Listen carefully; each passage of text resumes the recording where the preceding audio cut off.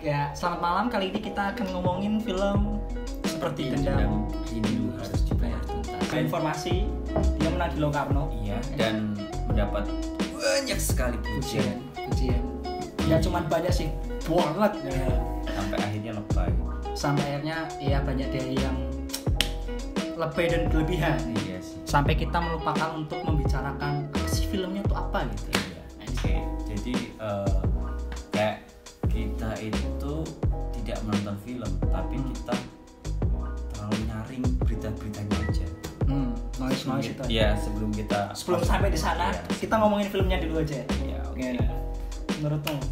Kalau menurutku ini menjadi sebuah pencapaian artistik dari sosok Mas Edwin sendiri. Lebih kaya ya? Iya, lebih kaya dari film. Mungkin di sisi lain dia proses pembentukan naskah sampai pada akhirnya dijadikan sebuah film itu ada perjalanan. Dan kelihatan dipikirkan matang ya. Iya, dari pemilihan karakter, bagaimana style dan bagaimana itu Mas Edwin benar-benar punya gagasan lah akan film ini. Ada statementnya lah ya. Iya. Bahkan dari artistiknya pun gitu. Misal kayak bisnisnya siapa Reza Radian minyak Lintang kan itu kan kas 80-an gitu. Iya. Kas 80-an. Artistiknya tuh kayak natural aja gitu. Bang nggak sih kayak itu rumah masyarakat menengah ke bawah nggak dibuat-buat. Iya. Dan kalau menurutku itu menjadi sebuah artistik yang kaya juga, di sisi lain kaya akan kesastraannya. Mengangkat tentang dialognya yang di era itu juga ya, jadi tapi itu yang bikin dia punya style kan. Iya. Kayak gitu ya. Dan jadinya film ini menurutku menjadi hal sebuah yang atraktif sih Pak. Iya, penyutradaraannya atraktif ya. Iya. Keaktorannya juga ini bagus. Apresiasi banget sih buat para aktor di film ini karena semuanya terdirect dengan bagus. Dan nggak berlebihan dan semua rata, semua nggak menempati porsinya masing-masing. Show off ya Iya. masing-masing. Jadi saling mengisi ya. Bahkan si Acuka kecil itu menurutku itu terdirect banget sih. Iya. Terus termasuk si ekstrasnya yang di ngantenan kawinan tuh kayak jogetannya. Terus kayak apa ya, truk lewat doang, jalan doang tuh kayak nggak kayak ditata, cuman kita ngerti kalau itu di daerah gitu. Iya. Di daerah bener-bener fokus. Jadi susunan dari visualnya tuh kita enak untuk menikmati akan hal itu. Dan di sisi lain itu kan menggambarkan situasi di era yang mungkin aku pun belum lahir. Iya, tapi kita mampu membuka dimensi itu dengan enak gitu loh.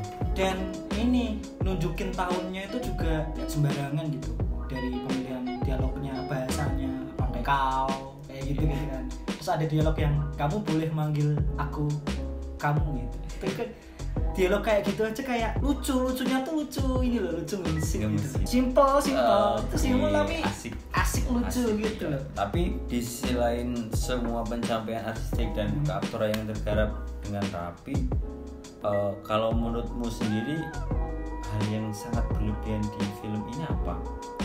Media. Kalau di filmnya kan kalau menurut kita enak ya. Kalau di filmnya ada yang berlebihan menurutku. Cuman berlebihannya ini mungkin aku nggak terbiasa ya. Sama tipe film yang ya kita tahu kalau di filmnya kan banyak adegan-adegan singkat yang banyak gitu. Singkat, yuk paling nggak ada 3 menit, 2 menit terus ganti lagi. Dan kalau menurutku juga kita lupa akan backgroundnya itu. Iya, luput lah ya. Agak luput meskipun memang diceritain dikit gitu. Iya. Ada keseluruhan filmnya yang menyelesaikan dendam itu kan dari itu. Dan satu karakter yang muncul tiba-tiba di pertengahan. Iya. Yaitu Jelita. Yang Ratu Felicia mainnya juga bagus juga sih. Kayak memunculkan keseksiannya, emang seksi sih. Seksi tapi dibikin canggung gitu loh. Oh iya. Kayak ingin ini aneh, tapi aneh gitu loh. Kayak kita bisa ngelihat ciri khas Edwin tuh di karakter Jelita ini. Directnya yang tiba-tiba hilang, tiba-tiba datang, tiba-tiba makan pisang, kayak gitu kan. Itu yang kelihatan dari Mas Edwin tuh salah satunya. Tapi yang menarik proses pembunuhan. Iya. Proses pembunuhan dan pada akhirnya dibunuh itu ganas. Sangar ya. Dia memunculkan tokoh Ethan dengan cara atau proses penikaman dan pembunuhannya itu tidak biasa kan. Lebih kejam malah dari. Iya. Lebih kejam dan itu yang bikin film ini punya ya udah wes duwe gayane dhewe style. Tarungnya punya style, cara bunuhnya punya style, kejam. Bahkan taruhannya kan botol isi uang. Itu juga adegannya bagus. Sama yang truk lah itu. Adegan truk tuh menyenangkan dan dibikinnya rapi ya. Rapi. Maksudnya dari segi hal-hal itunya pun enak gitu ya. Enak dilihat karena kalau di Hollywood kan adegan-adegan gitu dibikin musiknya kayak heboh. Kalau di yang adegan itu kan musiknya konstan aja gitu. Kita kayak dimainin sama goyang-goyangnya truk, angle kameranya ya gitu. Detailnya juga bagus Pak. Contoh menurutku ya burung di belakang gambar truk itu yang bisa ngomong. Itu tuh cara kayak semacam cara Mas Ewin untuk ngasih perwakilan kalau itu yang ngomong tuh kelaminnya si Ajo Kawi. Iya sih. Tapi kan kalau aku sih kita terlalu fokus pada Ajo Kawinya gitu loh Pak. Dari awal pembukaan film dan detail-detail dari background si Ajo Kawi itu siapa dan sebagainya. Tapi sebenarnya konflik dari masing-masing tokoh itu sendiri pun sangat beraneka ragam dan itu pun menjadi sebuah peristiwa yang dekat dengan kehidupan kita sehari-hari gitu loh Pak. Cuman kan film ini kan soal cowok yang traumatik karena masa kecilnya itu lah yang diadegan itu. Cuman aku nggak tahu, mungkin nggak cuman aku tapi aku ngerasa kalau nggak begitu tampak gitu di film, nggak begitu tampak dilihatkan dulu ya. Iya sih, bagaimana si Ajo Kawi dia ingin memperlihatkan eksistensinya kalau dia itu kuat dan sebagainya itu pun tidak kalau aku sih enak dari adegan dan sebagainya, tapi kalau menurutku motivasinya kurang ditampakkan ya. Dan yang terjadi waktu itu kan sebenarnya waktu ditampilkan dalam adegan kan nggak terlalu jelas juga. Yang sampai pada akhirnya si Ethan kan menjelaskan dalam satu dialog kan cuman itu gitu. Dan hal kecil sedikit kayak gitu aja buat penonton mungkin aku doang ya kayak bisa kelewat aja gitu.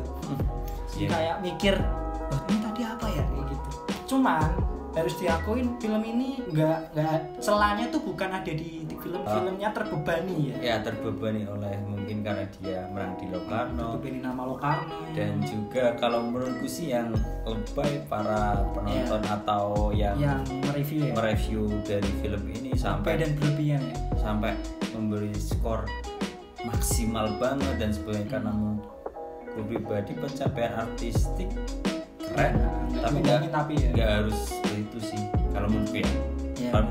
Ini sih kayak aku biasanya kalau aku tuh kayak merasa lebih enak nonton film itu nggak nonton trailernya, nggak baca sinopsisnya, nggak baca review orang. Jadi aku nonton masuk ke bioskop itu dengan bener-bener telanjang dalam tanda kutip itu. Wes ki film tak tonton. Jadi aku pun juga terbebani dengan menang di Locarno. Orang bilang ini bagus banget, anjing banget, bangsat, bajingan. Cuman menurutku aku menikmati bagus, cuman nggak bikin aku bisa sampai bilang bajingan gitu. Oh iya, benar. Setuju. Bisa bilang, bisa sampai aku bilang bangsat gitu. Ini efek filmnya emang bagus atau kita sudah berekspektasi terhadap berita atau apa? Mungkin kitanya berekspektasi ya. Iya. Dan itu ya beda sih tiap orang. Yeah. Jadi pengalamannya beda gitu. Jadi kayak filmnya nikmat, cuman aku membayangkan kalau aku nggak mendapatkan informasi orang luar gitu, akan lebih nikmat gitu loh. Mungkin juga akan bisa bilang bajingan gitu kan. Iya sih, tapi pada akhirnya aku sih belum bajingan. Ya aku belum sampai akan bilang bajingan dan bangsat. Cuman puitik, romantis. Filmnya tuh ya itu punya style. dan itu mewakili era Iya. bagaimana Penanda era ya, iya, tahun itu penanda ya. era dengan sangat disayangkan juga sih, atau karena pada saat ini kurang adanya film yang Ya, mungkin orang-orang kangen nonton film kayak ya gini. karena pandemi Jadi orang kayak euforianya berlebihan. iya berlebihan. Sebenarnya nggak masalah sih, cuman ya jadi filmnya nggak diobrolin gitu loh. Iya. Nggak banyak yang ngobrolin gitu loh, ini apa, ini gimana gitu kan.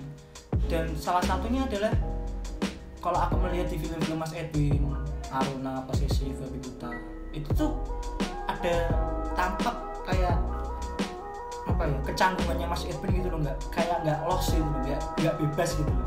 Di situ aku bener-bener kayak ngelihat gitu loh, kayak nek misalnya wong ece ngomong kolol ngono wae ketok, oke ketok kayak oh ya kayak ini tadi filmnya ada stylenya, ada gayanya, ada bentuknya, dan iya bener sih kayaknya orang kangen banget nonton film yang bentuknya kayak gini. Iya, dan mungkin di sisi lain sudah terbukanya para penonton sekarang juga sih terkait film-film yang mungkin kalau ini lahir atau tercipta di tahun 2010-an dan sebagainya kurang wah juga kan. Iya benar. Dan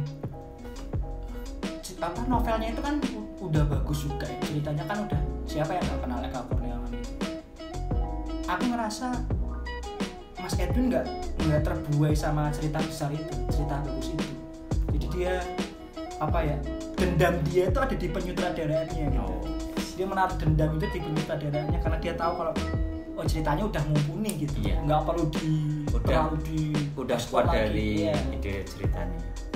Dan menurutku Mas Edwin bisa dapat sutradara terbaik lagi dapat dari film ini sih menurutku ya, karena kelihatan banget nek KBG di direct dengan baik gitu. Oke, kalau menurutku juga ini sangat layak untuk ditonton para teman-teman yang belum nonton film seperti Dendam dibayar tuntas. Sudah sih terkait tentang noise yang kalian ciptakan. Ini reaksi pertama kita setelah nonton ya. Setelah nonton terus ada tulisan tamat tuh lebih ke apa ya, bingung karena emes atau bingung karena ternyata nggak sebegitunya sesuai omongan orang gitu. Oke. Bagus, cuman belum sampai ke bajingan atau bangsat. Tapi penyutradaraannya emang bangsat. Dan mungkin cukup sekian, nanti ditunggu untuk video-video lainnya.